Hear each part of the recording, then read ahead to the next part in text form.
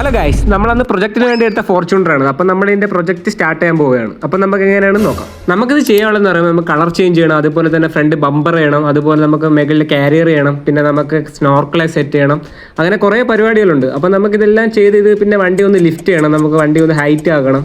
അപ്പം നമുക്ക് കുറേ പരിപാടി ഈ വണ്ടി ചെയ്യാനുണ്ട്. അപ്പോൾ വണ്ടിയുടെ പാർട്സൊക്കെ നമുക്ക് റിമൂവ് ചെയ്യാം. അപ്പോൾ നമുക്കത് എങ്ങനെയാണ് ചെയ്യണതെന്ന് നോക്കാം.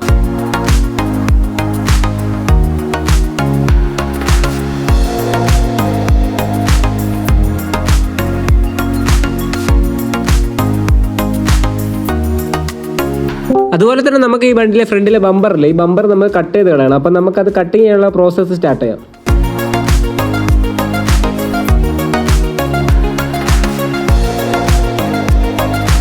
അങ്ങനെ വണ്ടിയിൽ നിന്ന് ബമ്പർ നമ്മൾ കട്ട് ചെയ്ത് മാറ്റിയിട്ടുണ്ട്. അപ്പം നമ്മൾ അടുത്തും ചെയ്യാൻ പോകുന്ന പറയുമ്പോൾ നമ്മൾ ഡൈ എടുക്കുകയാണ്. ഇതേപോലെ നമ്മൾ ഫോറക്ഷിൻ്റെ മേഖലയിൽ ഒരു ഡൈ വെച്ച് നമ്മൾ കട്ട് ചെയ്യണം. വണ്ടിയുടെ മെഷർമെൻറ്റിനനുസരിച്ച് നമ്മളിത് കട്ട് ചെയ്തെടുക്കുകയാണ്. കട്ടിങ് ഒക്കെ നമ്മൾ കട്ട് ചെയ്ത് നമ്മൾ ഒരു ലെവൽ ചെയ്ത് എടുത്തിട്ടുണ്ട്. അടുത്ത് നമുക്ക് ചെയ്യാനുള്ളതെന്ന് പറയുമ്പോൾ ഇത് ഷേപ്പ് ചെയ്തെടുക്കണം. അങ്ങനെ നമ്മൾ ഷേപ്പ് ചെയ്ത് ബമ്പർ പോലെ ഷേപ്പ് ചെയ്ത് എടുത്തിട്ടുണ്ട്. അപ്പോൾ നമ്മൾ ഏകദേശം ബമ്പറിൻ്റെ ഒരു ഷേപ്പ് ആയിട്ടുണ്ട്.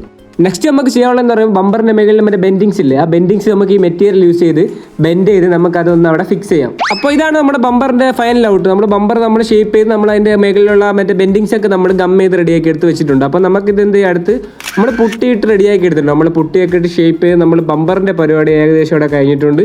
അടുത്ത് നമുക്ക് കുറച്ച് പരിപാടി എന്ന് പറയുമ്പോൾ നമ്മുടെ സ്നോർക്കിൾ, അതായത് നമ്മുടെ വണ്ടിയുടെ സ്നോർക്കിളുണ്ടല്ലോ, നമ്മളെ വണ്ടിയുടെ സ്നോർക്കിൾ സൈഡിലെ സ്നോർക്കിളാണ് നമുക്ക് റെഡിയാക്കാനുള്ളത്.